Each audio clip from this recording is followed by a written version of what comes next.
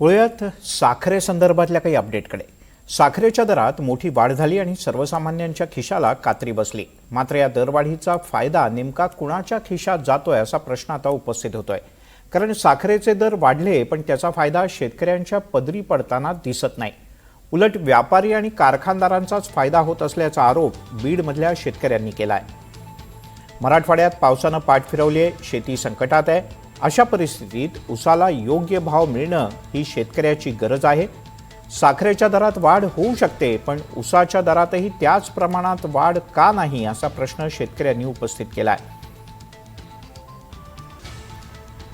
शेतकऱ्यांशी बातचीत केली आमचे प्रतिनिधी आकाश सावंत यांनी। राज्यात एकीकडे बघायला गेलं तर साखरेच्या दरात जे आहे ते मोठ्या प्रमाणात वाढ झाल्याचं चित्र जे आहे ते बघायला मिळत आहे। साखरेच्या दराने जे आहे ते सर्वसामान्यांचं बजेट जे आहे ते कोलमडलेलं आहे। मात्र याचा फायदा नेमका कुणाला होतोय याची नेमकी वस्तुस्थिती काय हे जाणून घेण्याचा आपण आज प्रयत्न करूयात। मी एका शेतामध्ये उभा आहे। हे ऊसाचं उत्पादन घेतलेलं क्षेत्र आहे। या क्षेत्रामध्ये काही शेतकरी देखील आहेत। आपण त्यांच्याकडून जाणून घेण्याचा प्रयत्न करूयात की या ऊसाच्या दराचा जे साखरेचे दर जे वाढलेत याचा फायदा तुम्हाला होतोय का? नाही होत आहे फायदा। गेल्या वर्षी 2500-2400 भाव दिला कारखाने, दुसरा हप्ता काय आम्हाला दिलेला नाहीये। आता काय मागणी आहे तुमची?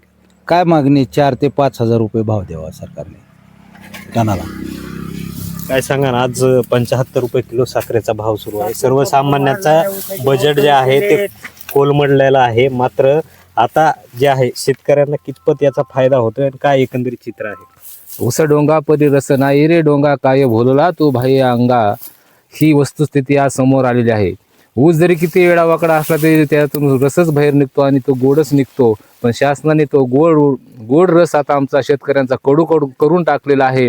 कारण की शेतकऱ्याकडे ज्यावेळेस ऊस होता त्यावेळेस 2500-2600 रुपये भाव दिला आणि ज्यावेळेस त्याची साखर तयार झाली त्याच आमच्याच ऊसाची साखर काढून आम्हालाच ते आज कमीत कमी 7,000 ते 8,000 रुपये आज घाऊक बाजारात बाजारभाव आहे। ज्यावेळेस 2600-2500 रुपयांनी आमच्या शेतकऱ्याच्या ऊसाला पैसे दिले त्यावेळेस ती साखर 38 ते 40 रुपये होती। मग जर 38 ते 40 रुपये साखर असताना जर तुम्ही 2,500 रुपये भाव देताय तर आज जर साखर ती 70 ते 80च्या दरात गेली तर आज आमच्या शेतकऱ्याच्या ऊसाला 5,000 रुपये भाव द्यायला पाहिजे। गेल्या 25-26च्या गळीत हंगामामध्ये ज्या शेतकऱ्यांचा ऊस कारखान्याला गेलाय शासनाने त्या शेतकऱ्यांच्या खात्यावर जशी साखरेचा दर वाढलाय त्याप्रमाणे ऊसाची दर वाढ करायला पाहिजे आणि त्या शेतकऱ्याला न्याय द्यायला पाहिजे। तसं जर सांगायचं गेलं तर यावेळेस दुष्काळाची भीषण परिस्थिती आहे। शेतकऱ्यांनी जगावं की मरावं अशी परिस्थिती निर्माण झालेली आहे। आज जरी पाऊस पडला, पुढच्या वर्षी जरी पाऊस पडला तरी पुन्हा 1 वर्ष जाणार आहे। शेतकरी कसा जगणार आहे? शेतकरी जगला तर जे जगल अशी परिस्थिती निर्माण झालेली आहे। शासनाने प्रत्येक वेळेस शेतकऱ्याच्या बाजूने बाजू घेतच नाही आणि ते उद्योगी व्यापाऱ्यांनाच पोचण्याचं काम करत आहे। निश्चितच त्यांना बोलता येत नाही असं ते म्हणतायत। मात्र असो, या ज्या व्यथा आहेत या बीड जिल्ह्यातल्या शेतकऱ्याच्या आहेत। एकंदरीत बघायला गेलं तर शेतकऱ्यांची मागणी आहे की आमच्या साखरेप्रमाणेच ऊसाला देखील भाव देण्यात यावा अशी मागणी जी आहे ती बीडमधील शेतकरी करताना दिसत आहेत। NDTV मराठीसाठी मी आकाश सावंत, बीड।